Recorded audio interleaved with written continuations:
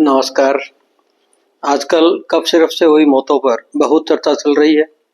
ये मामला अभी जांच के अंतर्गत है, अतः हम इस पर चर्चा नहीं करेंगे। आज हम चर्चा करेंगे कि क्या हम भारतीय रोग के कारण व उसके निदान की हमारी भारतीय परंपराओं का पालन करते हैं। ईश्वर ने प्रत्येक प्राणी को जल, वायु, अग्नि, पृथ्वी, आकाश इन पंच महाभूतों से निर्मित एक शरीर प्रदान किया है। जिस प्रकार हम मोबाइल, लैपटॉप आदि को रिचार्ज करते रहते हैं ताकि वे ठीक से काम करते रहें, उसी प्रकार प्रत्येक प्राणी का शरीर भी एक ईश्वरीय उपकरण अर्थात डिवाइस है, जिसको भी सुचारू रूप से चलाने हेतु रिचार्ज करना पड़ता है। शरीर को रिचार्ज करने हेतु ईश्वर ने हमें बहुत प्रकार की खाद्य सामग्री व पेय उपलब्ध करवाए हैं।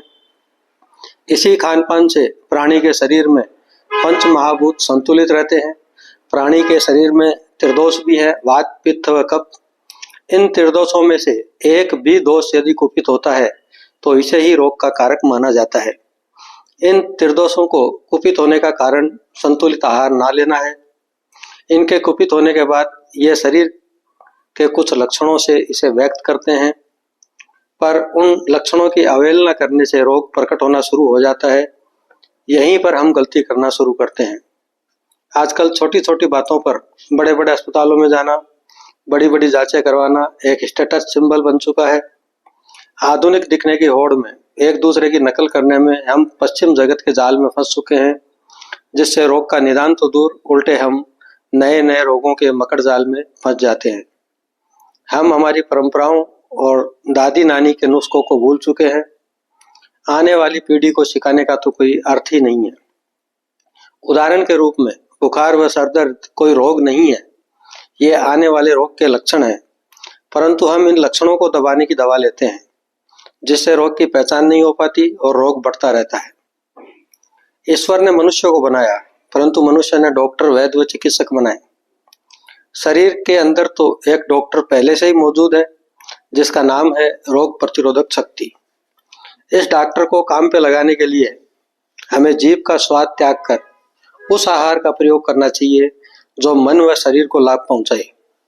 ध्यान रखिए, जो भी वस्तु जीभ को अधिक प्रिय होती है वह मन व शरीर के लिए हानिकारक होती है तथा हमारे शरीर के अंदरूनी डॉक्टर को निष्क्रिय कर देती है।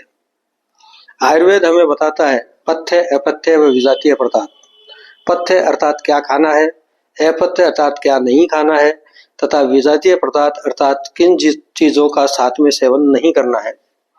आयुर्वेद भोजन में गर्म भोजन व साथ में गर्म पेय बताता है, और साथ ही भोजन के बाद कुछ समय तक पानी नहीं पीना है ये बताता है, ताकि जठराग्नि प्रदीप्त रहे व भोजन शरीर को सही पोषण दे। परंतु हम खाने के साथ कोल्ड ड्रिंक पी रहे हैं व खाने के बाद आइसक्रीम खा रहे हैं। आज की परिस्थितियों में हमसे अच्छे तो जानवर हैं। चिड़िया बीमार होने पर भोजन छोड़ देती है, कुत्ता अपथ्य ग्रहण करने पर घास खाकर उल्टी करता है, वह हाथी सोडियम की कमी को समझकर नदी या तालाब की दलदली भूमि की मिट्टी खा लेता है। हमारे रसोई घर में मसालों के रूप में एक बहुत बड़ा औषधालय है। इस औषधालय की औषधि भी हमारे शरीर के अंदर के डॉक्टर को बहुत अच्छी लगती है, परंतु पिछले 3-4 पीढ़ियों से हमने इस औषधालय में ताला लगा दिया है। वह औषधियों के गुणों को भूल चुके हैं। जब जागो तभी सवेरा। हमें हमारी परंपराओं के अमूल्य ज्ञान को समझने, सहेजने व अगली पीढ़ी को हस्तांतरित करने हेतु कमर कसने का समय आज और अभी है, यह समझ लेना चाहिए। आपके सुझाव हमारे लिए बहुमूल्य है, अतः कमेंट बॉक्स में कमेंट करना न भूलें। हमारे चैनल को लाइक, शेयर व सब्सक्राइब करना भी ना भूलें। नमस्कार।